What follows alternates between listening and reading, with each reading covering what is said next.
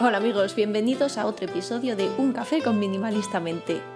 Os quiero dar las gracias por las respuestas tan positivas que me habéis dado en el vídeo anterior, que fue el primer episodio de este pequeño experimento que estoy haciendo, este podcast. Y bueno, me alegra mucho que os haya gustado este formato y como veo que ha tenido tanto interés, pues voy a continuar con la idea y voy a intentar sacar un episodio todas las semanas para compartir este espacio con vosotros. La idea es crear la sensación de que estamos tomándonos un café juntos, tú y yo. Y como ya os he explicado, van a ser unos vídeos diferentes de los que suelo hacer normalmente en mi canal, porque no tengo guión, o sea que estoy improvisando un poco, dando rienda suelta a mis pensamientos y compartiéndolos con vosotros tal como me surgen, de una manera muchísimo más espontánea y más cercana, espero. Así que adelante, te invito a prepararte un café o cualquier bebida que te guste y a sentarte conmigo mientras charlamos y reflexionamos sobre temas interesantes. Yo hoy me he preparado un chocolate caliente con leche de almendras, que me parece la bebida ideal para el tiempo que está haciendo ahora, porque no lo veis, pero hay tanta nieve ahí fuera. Bueno, hoy quiero hablaros de un tema del que ya os he hablado muchas veces, pero creo que está bien seguirlo comentando porque veo que es un tema que despierta mucho interés, que me hacéis muchas preguntas sobre ello y bueno, pienso que es un tema importante. Se trata de la adicción a las compras.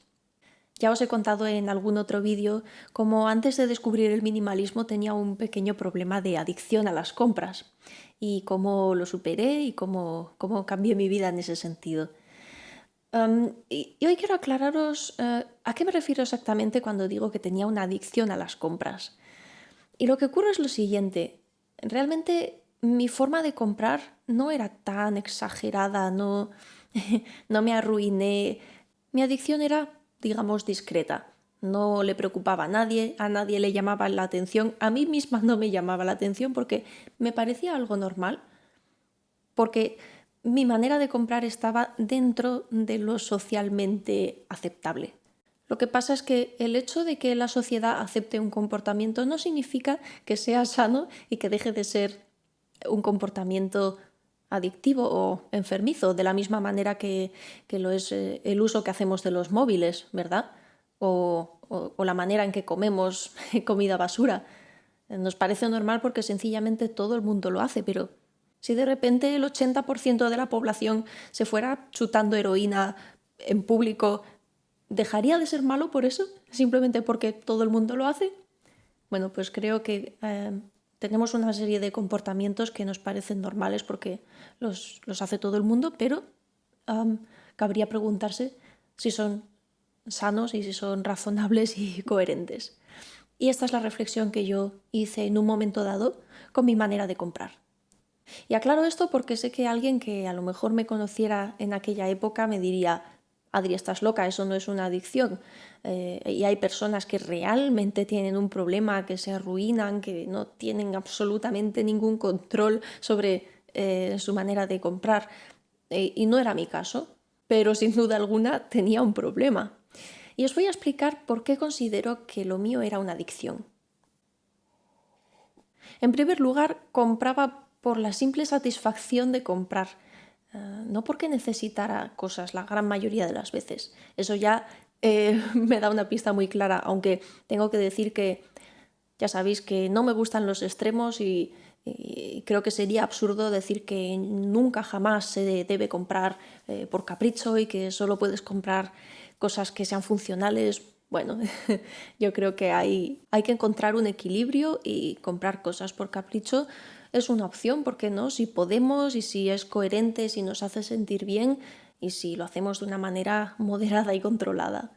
Pero no era mi caso, yo compraba para anestesiar una serie de emociones que me resultaban muy incómodas y muy dolorosas, y para evadirme un poco de esas sensaciones, la manera que yo encontré fue comprando, porque esas compras me daban una alegría, una especie de euforia pasajera que con el tiempo cada vez era más efímera.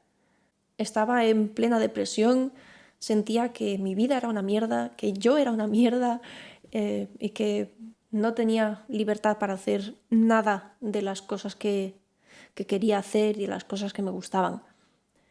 Entonces, por absurdo que suene, yo sentía que ese momento de irme de compras era la única situación en mi vida en la que me sentía libre de tomar mis propias decisiones, de hacer lo que me diera la gana y de proporcionarme una satisfacción. De hecho, muchas veces me iba de compras cuando salía de trabajar por las tardes, y me daba tanto miedo la idea de irme a casa y sentirme atrapada y frustrada que primero me iba de compras para retrasar el momento de volver a casa y encontrarme con todo aquello. También creo que era una adicción porque no era realmente consciente de la cantidad de cosas que compraba. Y muchas veces olvidaba que había comprado cosas.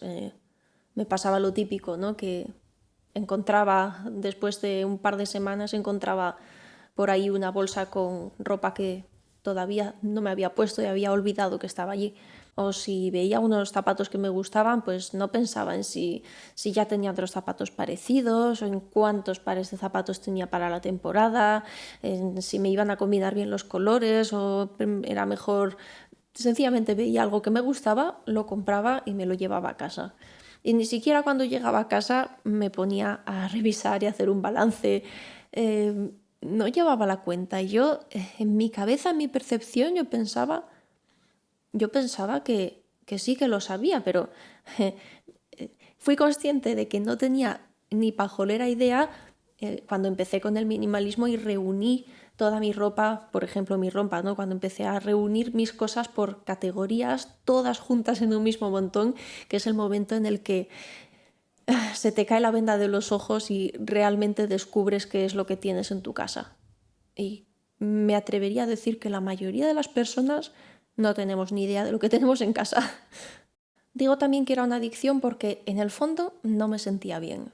Sí, me daba ese subidón en el momento, ¿no? Esa alegría que cada vez era más efímera y me duraba menos tiempo. Pero en el fondo yo sabía que algo no estaba bien. Y no quería pensarlo, ni era un pensamiento racional, pero ahí estaba esa angustia, ese desasosiego, esa vergüenza y esa culpabilidad. Sabía que no era coherente con el estilo de vida que yo quería. No era coherente con mis principios. Pero realmente, y esta es otra característica que me hace afirmar que era una adicción, es que no tenía el control real de este hábito. O sea, me obsesionaba, yo qué sé, me enganchaba mirando páginas web de tiendas online, o bueno, pues cada vez que me sentía especialmente deprimida, pues lo único que podía pensar era en irme de compras porque sabía que era la manera de hacerme sentir un poquito mejor instantáneamente, por triste que esto fuera. Pero como digo, todo esto eran sensaciones inconscientes, ¿no? Yo no me daba cuenta de que tenía un problema y no me paraba a pensar en esas sensaciones de culpa y esas sensaciones que yo tenía de que todo esto no era coherente. Entonces, ¿cómo me di cuenta de que tenía un problema? Pues mira, me di cuenta de repente, de un día para el otro, y fue cuando descubrí el concepto del minimalismo, que me resonó tan profundamente y sencillamente lo entendí. Entendí por qué razón no era coherente para mí estar llenando mi casa y mi vida de objetos y estarme entregando al materialismo. Entendí que lo estaba haciendo no porque realmente me hiciera feliz y me hiciera sentir bien, sino porque lo estaba utilizando como estrategia para huir de mis problemas y huir de esa sensación de vacío interno tan profundo y tan doloroso que tenía. Era una estrategia de supervivencia y no me quise fustigar y sentirme mal. Las estrategias de supervivencia son importantes en un momento dado, cuando te ves en una crisis. El problema es cuando no curas la herida y la estrategia de supervivencia se convierte en tu día a día. Es como cuando se te avería el coche y llamas a la grúa te arrastra y te lleva hasta el taller más cercano, pero la grúa no te va a seguir arrastrando el coche indefinidamente, tienes que resolver el problema. Pues con esto es lo mismo. Mi manera de comprar era la grúa que me estaba llevando, que me estaba sacando de esa emergencia. Y yo no me estaba dando cuenta de que tenía que arreglar la avería y que no podía seguir dependiendo de la grúa. Esta idea del minimalismo, de vivir con simplicidad, de buscar la paz en los espacios despejados, de mantener el orden de una manera simple, sin esfuerzo, de ganar tiempo. Y esta idea de que mi vida pudiera ser así de simple y que pudiera tener más tiempo y más energía me impactó tanto y era tan importante para mí, entendí la importancia de... Entonces esta motivación tan grande, yo empecé a visualizar, a entender qué es lo que... cómo quiero que sea mi vida, cómo quiero que sea mi casa, cómo quiero que sean mis jornadas. Lo vi tan claramente que esa fue la única motivación que necesité para cambiar mi manera de comprar. Sabía que era absurdo pretender alcanzar ese estilo de vida si seguía comprando de la manera que estaba comprando. Así que, bueno, ese fue el primer paso y realmente a partir de ahí no tuve que esforzarme ni tuve que prohibirme ir de compras, sinceramente nunca me lo he prohibido, sino que sencillamente dejó de interesarme. Tenía otras prioridades mucho más importantes. Yo entiendo que cuando tienes un, vamos a decirle mal hábito, lo digo entre comillas, o cuando tienes un hábito que te está haciendo daño de alguna manera y tú lo reconoces y quieres dejar de alimentar ese hábito, la manera no es luchar contra ese hábito, sino crear un hábito nuevo que poco a poco lo vaya sustituyendo. Y sobre todo, importantísimo, entender cuál es la necesidad que tengo yo que me está llevando a este hábito perjudicial. Especialmente en el tema de las adicciones, tenemos que entender que este hábito nos está sirviendo. No es que nos hacemos adictos a cosas que nos hacen daño porque somos gilipollas. Tenemos un motivo para hacernos adictos a las cosas. Esa adicción nos está sirviendo para llenar una necesidad profunda y vital, sea la que sea. Y vale, sí, no es la manera adecuada, pero es la que tenemos ahora mismo y nos está sirviendo. Si yo tengo una necesidad profundísima, pongamos en mi caso cuando yo tenía esta adicción a las compras, yo sentía una necesidad de alegría, de libertad. Creo que son dos necesidades muy básicas que yo no las sentía, no las tenía en mi vida. Y esta fue la manera que yo encontré de tener alegría y libertad. Si en un momento en el que no la tienes, no tienes esa necesidad cubierta, te quitas, te cortas, te eliminas quirúrgicamente de tu vida ese flotador, eso que te está ayudando a sobrevivir, ¿qué creéis que va a pasar?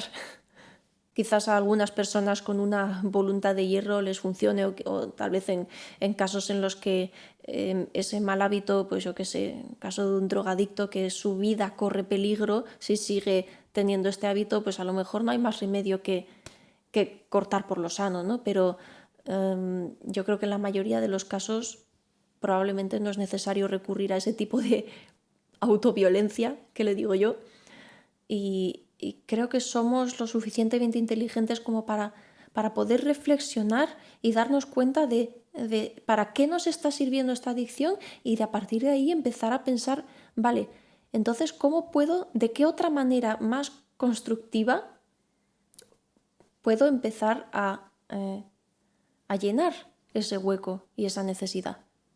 Entonces, como yo identifiqué rápidamente que la necesidad que yo tenía de fondo era de sentir alegría y sentirme libre, pues me tomé muy en serio el hacer todos los días de manera sistemática y muy consciente todos los días hacer cosas que me daban alegría y cosas que eran mi decisión hacerlas, que no tenían nada que ver con mi trabajo, que no tenían que ver con otras personas, era algo que hacía yo sola por y para mí. Empecé a hacer ganchillo, a pintar, a hacer todo tipo de manualidades, empecé a hacer música al margen de mi trabajo. Probablemente ya sabéis que antes me dedicaba a la música clásica, pues empecé a cantar, a grabar canciones, a componer mis propias canciones, cosas que hacía al margen de mi trabajo, ¿no? Simplemente por pura satisfacción personal. Empecé a ir de viaje, fue cuando me fui al Camino de Santiago, empecé a salir con gente nueva, que eso fue un punto importantísimo. Me di permiso para salir con otras personas, eso era complicado, bueno, pues por un tema de una relación muy difícil que tuve en esa época. Y la verdad es que toda esta historia del minimalismo y de hacer la depuración de mi casa, de revisar cada pequeña cosita que guardaba en cada cajoncito, todo esto me divertía mucho. Yo nunca lo he sentido como una obligación o como un trabajo. Era realmente, lo hacía con toda la pasión del mundo y lo disfruté mucho, aunque a veces es agotador, ¿no? Hacer una revisión completa de tu casa, pero bueno, todas estas cosas me ayudaron a empezar a llenar esa necesidad. Y como todos los días estaba alimentando esa necesidad de formas que francamente eran muchísimo, pero bueno, incomparablemente mejores que irme de compras, porque no me hacían sentir mal de ninguna manera, era 100% positivo. Estaba alimentando mi creatividad al mismo tiempo y la creatividad, decidme si estáis de acuerdo conmigo, pero yo creo que la creatividad es como una pelota de nieve. Cuando la empiezas a alimentar, crece y crece y crece y no tiene límite. Y todo eso me hacía tan feliz y me hacía sentir libre, porque todas esas eran actividades que yo estaba haciendo porque yo quería. Yo creo que eso tiene mucho que ver con la libertad. Hay veces que no nos sentimos libres y nos estamos encarcelando nosotros mismos. Nos lamentamos y culpamos a las circunstancias o a otras personas y muchas veces nos lo estamos haciendo nosotros mismos. Y es tan difícil verlo cuando te sientes atrapado. Lo digo porque, de verdad, porque lo he pasado.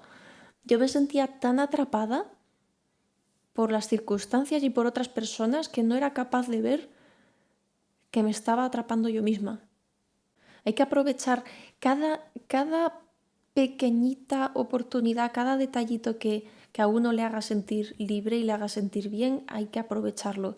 Porque a veces no damos importancia a las pequeñas cosas y nos centramos en cosas grandes, como en mi caso, pues yo qué sé, yo quería tener la libertad de estudiar coaching, de hacer otra carrera, quería tener la libertad de viajar cuando me diera la gana, quería tener la libertad de, no sé, tantas cosas, ¿no? Que eran cosas grandes, como dejar mi trabajo, era una cosa muy grande y no me daba cuenta a lo mejor despreciaba la libertad de decidir tomarme una tarde libre para hacer ganchillo.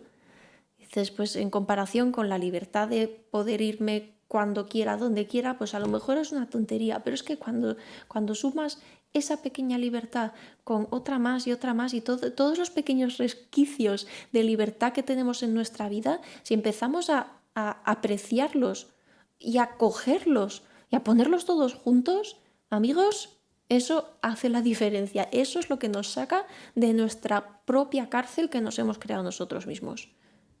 Y ahora me imagino que más de uno se estará preguntando si, ostras, ¿y este hábito que yo tengo será una adicción o no? Estáis a lo mejor empezando a a mirarlo de otra forma, ¿no? A ver, no os calentéis demasiado la cabeza, no os lo toméis todo esto demasiado en serio.